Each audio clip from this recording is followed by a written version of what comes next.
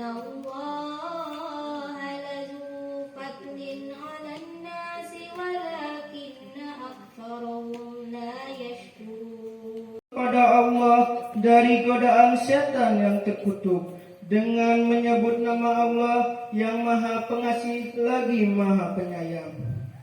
Katakanlah Muhammad, dengan karunia Allah dan rahmatnya, hendaklah dengan itu mereka bergembira. Itu lebih baik daripada apa yang mereka kumpulkan. Katakanlah Muhammad, terangkanlah kepadaku tentang rizki yang diturunkan Allah kepadamu. Assalamualaikum warahmatullahi wabarakatuh. Waalaikumsalam warahmatullahi wabarakatuh. Rabbi shrah li sadri wa yassir li amri wahlul 'uqdatam min lisani yafqahu qawli. Alhamdulillahirabbil alamin. Wassalatu ala asrofil anbiya'i wal mursalin wa ala alihi rasulillahi ajma'in. Puji serta syukur marilah sama-sama kita ucapkan atas kehadiran Allah Subhanahu wa taala, yang mana Ia telah melimpahkan rahmat serta karunia-Nya bagi kita bersama.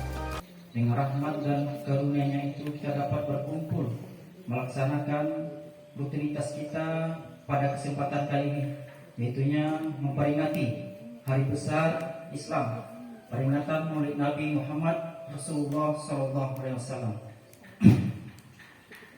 Salawat beserta salam Allahumma salli ala Muhammad wa ala ali Muhammad kita sampaikan kepada junjungan kita umat Islam, yakni Nabi besar Muhammad SAW.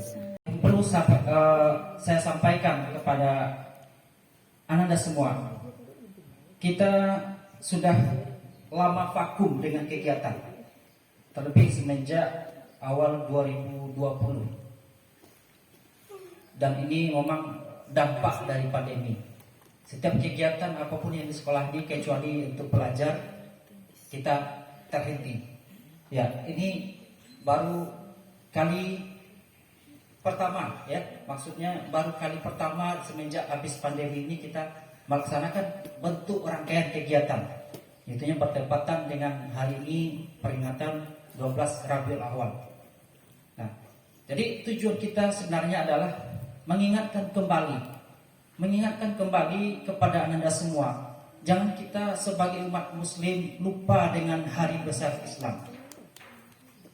Kenapa hari libur harusnya tanggal sekarang dan liburnya digeser besok? Nah, itu kebijakan pemerintah.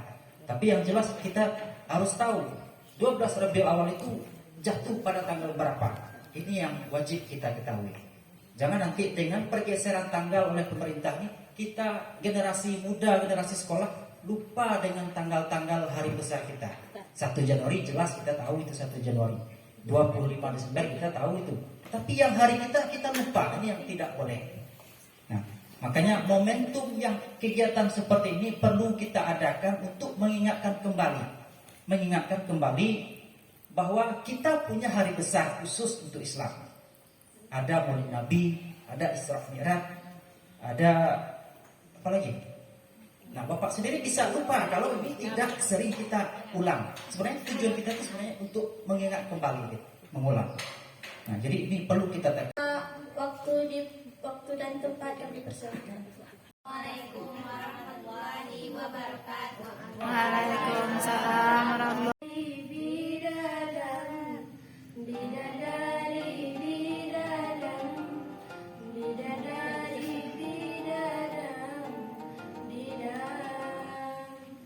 Dengan kasih-Mu ya Rabbi, berkahi hidup ini. Dengan cinta-Mu ya Rabbi, damaikan hati ini.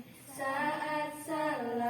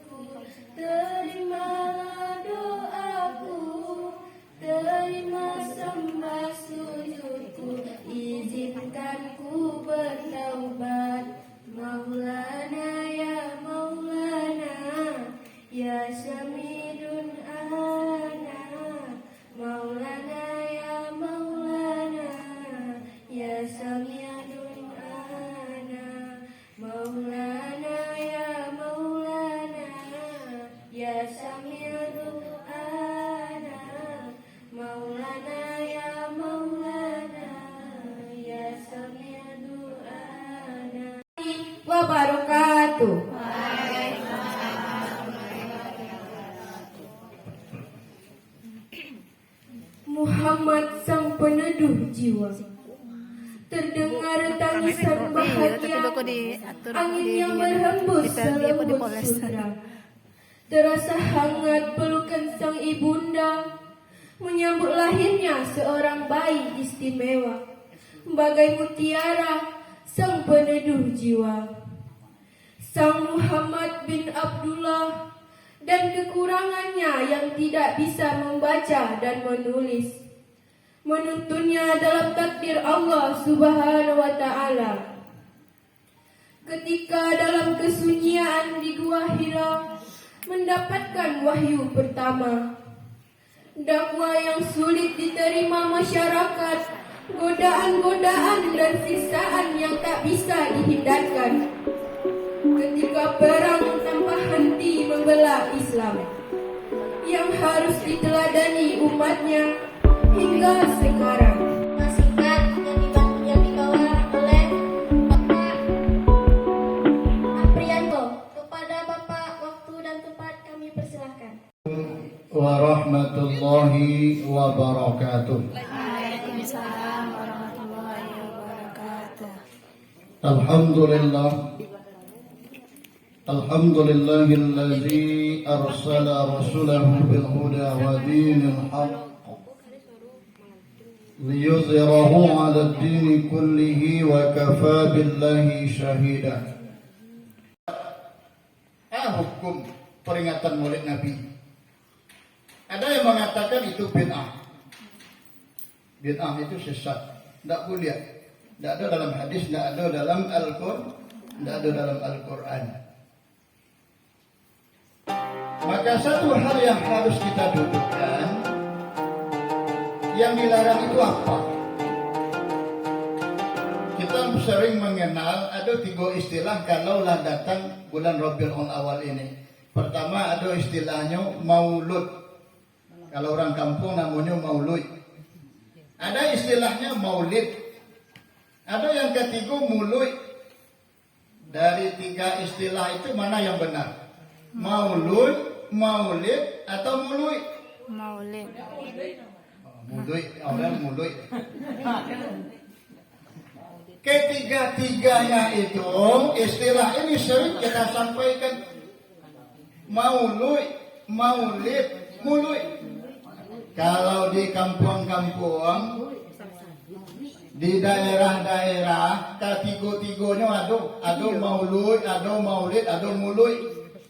Kita bahas yang ketiga, mulud muncul. Makanya setelah kegiatan, ada yang membawa jambah, ada yang membawa siap. Setelah peringatan itu makan-makan, itu mulud namanya. Ada maulud. Maulud itu artinya bayi. Jadi kalau ada orang yang lain namanya maulud, mauludun. Kalau maulid artinya kelahiran. Jadi yang benar itu adalah maulid Nabi. Kalau dikaji hukumnya mana yang betul? Hukum maulid Nabi. Atau apa hukum maulid Nabi? Tidak ada hukumnya. Maulid Nabi artinya lahirnya Nabi. Hukum lahir Nabi tidak ada. Lahir Nabi apa hukumnya? Atau maulud bayi, apa hukum bayi? Biasanya kalau hukum itu terkait dengan perbuatan, maka ada istilah peringatan maulid Nabi. Hukumnya kalau maulid Nabi, maulud Nabi tidak ada hukumnya. Tapi kalau peringatan maulid Nabi baru, maka ada yang mengatakan itu bid'ah. Kenapa? Karena Nabi tidak pernah kerjakan. Sahabat Nabi tidak pernah laksanakan, tabi'in juga tidak pernah lakukan. Tetapi kenapa hari ini tidak saja kita di Indonesia, termasuk di daerah-daerah lain, ketika datang bulan Maulid Nabi, mereka memperingati kelahiran baginda Rasulullah Muhammad SAW. Dari peringatan Maulid Nabi itu adalah bagaimana kita kembali mengenal bagaimana Rasulullah Muhammad SAW. Karena generasi hari ini banyak yang tidak tahu, tidak kenal dengan baginda Rasulullah. Mungkin Ananda di rumah punya kamar sendiri, yang laki-laki punya kamar surangko. Kalau Zulfani, gambar poster yang ditempel di dinding kamar itu gambar siapa besoknya?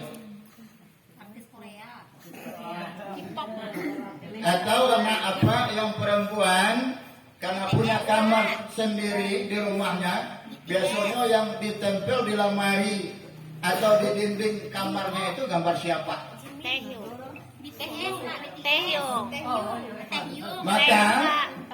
Maka banyak kita lihat hari ini para anak gadis, ananda yang perempuan kadang-kadang salah idola. Siapa yang idola kan? Pertama artis Korea. Artis Korea itu nyo jantan, nyo laki-laki, gagah muka Malaysia. Sehingga banyak dari generasi muda, khususnya yang perempuan mengidolakan itu. Surat yang ke-33 ayat 21 apa kata Allah? Laqad kana lakum fi Rasulillahi uswatun hasanah. Sungguh ada pada diri Rasulullah itu contoh tauladan yang baik. Jadi yang menjadi idola bagi kita siapa? Rasulullah. Bagaimana mungkin Rasulullah itu dijadikan idola, dijadikan contoh, sementara tidak kenal dengan baginda Rasulullah? Maka perlu kembali kita mengkaji bagaimana Rasulullah itu. Rasulullah itu bernama Muhammad. Muhammad itu artinya orang yang terpuji. Ayahnya wafat sebelum Rasulullah lahir. Nama ayahnya Abdullah. Nabi belum lahir, Islam belum datang, ayahnya bernama Abdullah. Arti Abdullah itu hamba Allah. Lahir dari rahim seorang perempuan yang bernama Aminah. Aminah itu artinya orang yang bisa dititipkan amanah, orang yang bisa menjaga. Ketika Rasulullah dilahirkan, dibantu oleh seorang bidan. Kalau dulu mungkin dukun baranak, ya boleh. Kalau kini dokter kandungan. Siapa namanya Asyifa? Siapa? Apa arti Asyifa? Asyifa itu artinya orang yang sehat, orang yang bugar. Setelah Rasulullah lahir, salah seorang perempuan yang ikut menyusukan baginda Rasulullah bernama Halimatus Sa'diyah. Halimatus Sa'diyah berarti orang yang lapang dada lagi mujur. Ayahnya sudah meninggal, ibunya juga wafat. Ia pernah dirawat oleh kakeknya. Siapa nama kakeknya? Abdul Muthalib. Abdul Muthalib. Abdul Muthalib itu gelar bagi kakeknya. Nanti baca sejarah. Nama kakeknya itu adalah As-Syaibah. Siapa? As-Syaibah. Syaibah itu artinya orang yang bijaksana. Kenapa digelari Abdul Muthalib? Rupanya pamannya As-Syaibah itu, pamannya ada yang bernama Muthalib. Jadi ketika As-Syaibah, kakek Rasulullah itu masih kecil, sering bersama pamannya itu. Kamapai dibawa. Sering. Sehingga masyarakat beranggapan itu yang dibawa oleh Muthalib itu adalah budaknya.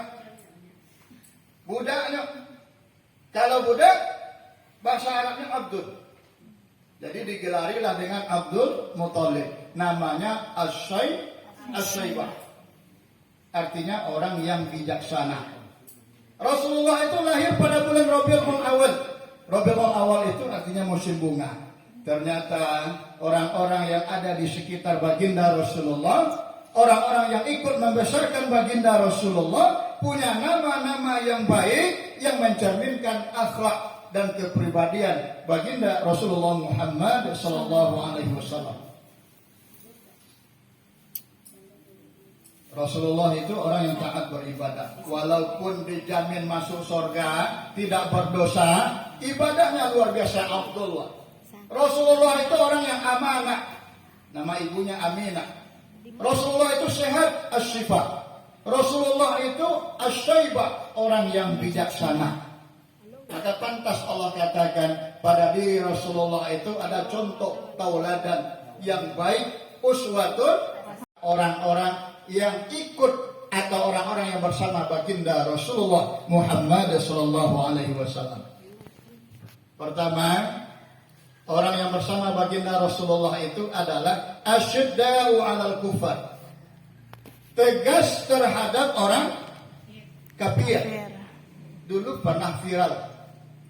Kalau kau orang kafir, kau orang yang tidak Islam, jangan sebut mereka kafir. Kalau disebut mereka kafir, kasar bunyinya. Kafir. Maka ganti kalimat kafir itu dengan non-muslim. Malah yang sering menyampaikan itu umat Islam sendiri. Kalimat kafir itu kasar. Siapa yang bilang kalimat kafir itu kasar? Kafir itu berasal dari kata kafar. Kafar itu artinya tertutup. Hatinya masih tertutup, belum mau masuk Islam. Karena tidak masuk Islam, mereka dikatakan kafir. Mungkin bagi orang Hindu, orang Buddha, orang Kristen yang tidak seagama dengannya, kita juga dikatakan kafir. Jadi tidak ada istilah kalimat kafir itu kasar. Malah dalam Al-Quran ada surat Al-Kafirun. Asyidda'u 'alal kufar, tegas terhadap orang kafir. Dalam masalah apa? Dalam masalah aqidah dan ibadah. Ya. Assalamualaikum, keselamatan atasmu. Assalamualaikum warahmatullahi, dan rahmat Allah tercurah padamu. atasmu, wa barakatuh, dan berkahnya, keberkahan Allah atasmu. Jadi dikaitkan dengan pencipta, dikaitkan dengan Tuhan kita, dengan Allah Subhanahu wa taala. Dan semua salam-salam yang ada hari ini, coba. Semuanya dikaitkan dengan Tuhannya. Dikaitkan dengan agamanya. Maka sesama umat muslim, Rasulullah sampaikan, ibda'us salam, ucapkan salam. Assalamualaikum warahmatullahi wabarakatuh. Kalau kita muslim jawab, waalaikumsalam warahmatullahi wabarakatuh. Dengan orang mukmin yang lain seperti sebuah bangunan yang saling menguatkan satu bagian dengan bagian yang lain. Begitu umat muslim, sesama umat beriman, sesama umat mukmin bersaudara, saling bahu membahu, saling bantu membantu. Allah sampaikan, innamal mu'minuna ikhwah fa aslihu baina akhwaikum. Sesama kamu itu bersaudara, damaikanlah di antara saudaramu itu. Saling lafiyah, masalah perbedaan menjadi persoalan. Kalau di masjid itu bismillahnya dijaharkan, ini tidak kamu sholat di masjid itu lah. Awak biasanya sholatku disiarkan bismillahnya, tidak usah dikarihan bacaannya. Di situ dikarihan, anda kamu. Padahal itu masalah khilafiyah. Atau sebaliknya, awak biasa dijaharkan, kok disiarkan. Atau masalah subuh di situ bakunut, di siku tidak bakunut, awak biasa. Kalau seandainya ananda, ya, sholat subuh biasanya ananda berkunut. Sholat di tempat di masjid orang tidak berkunut pagi, imamnya tidak berkunut. Allahu Akbar. Enak. Setelah ruku biasanya kita berkunut, yang biasa berkunut. Imam tidak berkunut. Apakah nanti kita sebagai makmum, imam tidak kunut, awak kunut sunnah? Boleh seperti itu? Tidak boleh. Ikut imam. Atau biasanya orang itu tidak pernah berkunut. Sementara imamnya kunut, ikuti. Identitas orang muslim itu sholatnya. Kalau ada yang tidak sholat, dipertanyakan Islamnya. Apa kata Nabi? As-sholatu imaduddin. Sholat itu tiangnya agama. Siapa yang mendirikan sholat, berarti mendirikan agama. Siapa yang meninggalkan sholat, berarti meruntuhkan agama. Dalam hadis lain Rasulullah sampaikan, al-ahdul ladzi bainana wa bainahumus shalah, faman tarakaha faqad kafara. Beda kita orang Islam jeung orang non-Islam salat. Beda kita orang beriman, orang Islam dengan orang non-Islam itu salat. Faman tarakaha, siapa yang meninggalkan salat, faqad kafara, semua orang kafir. Kadang kita habis pikir juga ada umat Islam bangga tinggal sholat. Anak-anak Pak Bang bangga lolos dari Pagar. guru untuk tidak sholat. Bangga. Bangga seolah-olah dia bukan muslim. Maka Allah sampaikan tarohum ruka'an sujadan. Engkau lihat mereka selalu ruku dan sujud. Kalau selalu ruku dan sujud itu apa maksudnya? Dalam surat Al-Ma'arij, innal insana khuliqa halu'a idza massahu syarru jazu'a idza massahu khairu manu'a illa al-musallin allazina hum 'ala salatihim daimun. Kata Allah, manusia itu punya sifat berkeluh kesah. Siapa manusianya punya sifat berkeluh kesah. Lamun apa ada apa bicara mah. Dengar. Lebih saja malunjul ya, tidur dua-duanya 6 dia. Apa keluh kesah? Separuh baru. Enak. Akhirnya ambil apa? Ngambil apa? Bah keluh kesah. Balik murid Nabi lo kini orang dipura, tanggal merah. Balik adalah peringatan murid Nabi gua. Orang libur kini ya. Bah keluh kesah. Sekolah orang, ya nak. Tapi situ dah sekolah. Kecuali orang yang sholat. Pertanyaan kedua, apakah semua orang yang sholat terlepas dari sifat keluh kesah? Rupanya enggak. Banyak orang 5 kali sehari semalam, 5 kali sehari semalam, sembahyang 5 saji dari umroh nak terhitung. Ketika ada panitia MTQ datang, Pak Haji, kita MTQ kini Pak Haji hadiah nomor berapa Pak Haji? Dia betul-betul lumayan. Cik Pak Haji itu, untuk tahun ini Pak Haji manas dulu ya. Itu manas. Manas dulu. Pak Haji sedang payahnya gini, atau visual. Umrohnya sudah tidak terhitung, mobilnya begitu banyak, ke rumah batingke, anak barampe, istrinya, Cie ya Pak. anaknya kami pipi sabele, asa dulu ya. Nah ada rezeki manuah, kikir. Allah masih sambung. Ternyata tidak semua orang yang sholat terlepas dari sifat itu. Allazina hum ala sholatihim daimun. Orang yang sholat, sholatnya terjaga, sholatnya terpelihara. Jadi orang-orang yang nak ceke, nak pilih itu sholatnya terjaga, sholatnya terpelihara. Yang terlepas dari sifat bakal kisah. Saketek madua, saketek mangilu, saketek, iyalah bakal kisah itu lah. Maka benarkan sholat kita. Benarkan sholat kita. Allazina hum ala sholatihim daimun. Sholatnya tak jago. Pak sholat yang tak jago. Itu yang poin penting sebenarnya yang ingin Bapak sampaikan. Dalam sholat itu ada syarat sholat, ada rukun sholat. Ya nak? Ada syarat sholat, ada rukun sholat. Jaga syarat sholat kita ini. Jaga rukun sholat kita ini. Syarat sholat, saya yang hafal syarat sholat. Ada 5. Dalam beberapa lain 6. Syarat sholat itu pertama suci dari hadas kecil dan hadas besar. Yang kedua menghadap kiblat. Yang ketiga menutup aurat. Yang keempat, syarat bersih tempat sholat. Yang kelima bersih pakaian sholat. Jadi jago syarat sholat. Kadang-kadang bau doanya mana apa?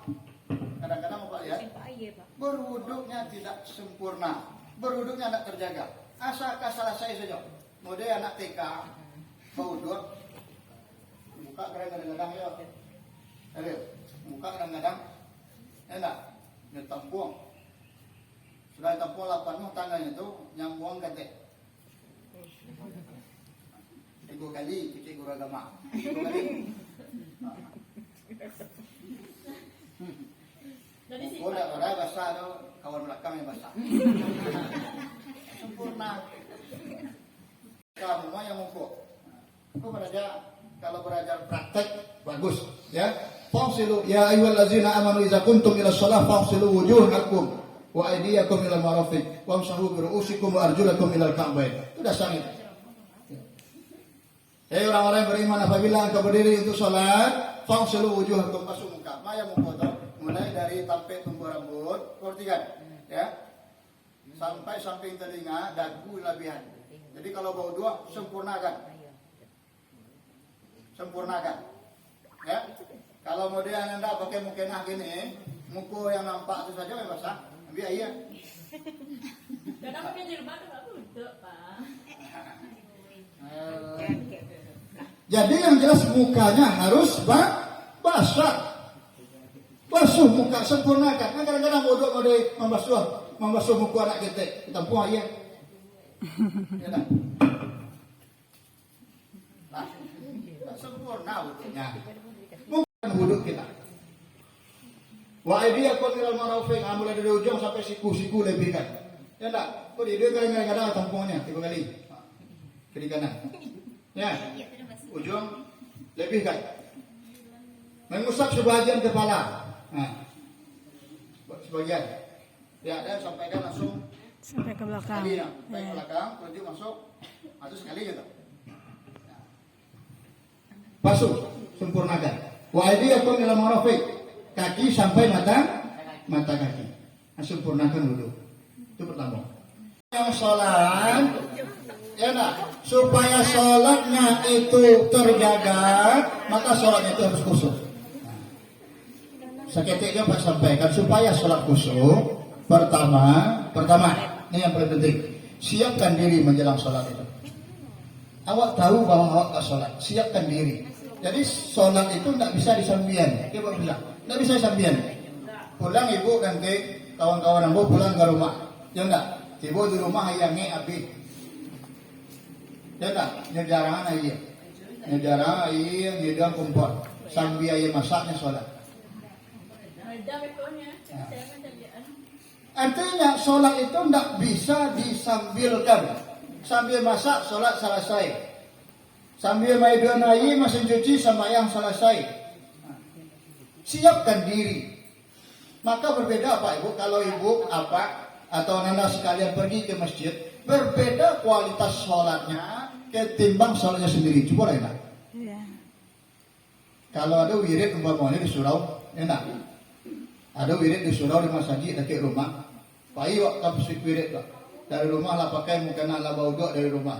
Ikhlas. Ya, ikhlas pergi ke masjid itu. Sholat, kualitas sholatnya berbeda.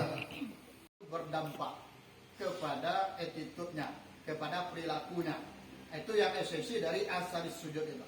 Bekas sujud itu nampak dalam perilakunya bahwa inna sholata tanha anil fahsya'i wal munkar. Sholat itu mencegah perbuatan keji dan perbuatan munkar. Maka itulah orang-orang yang bekas sujudnya tampak dari perilakunya itu.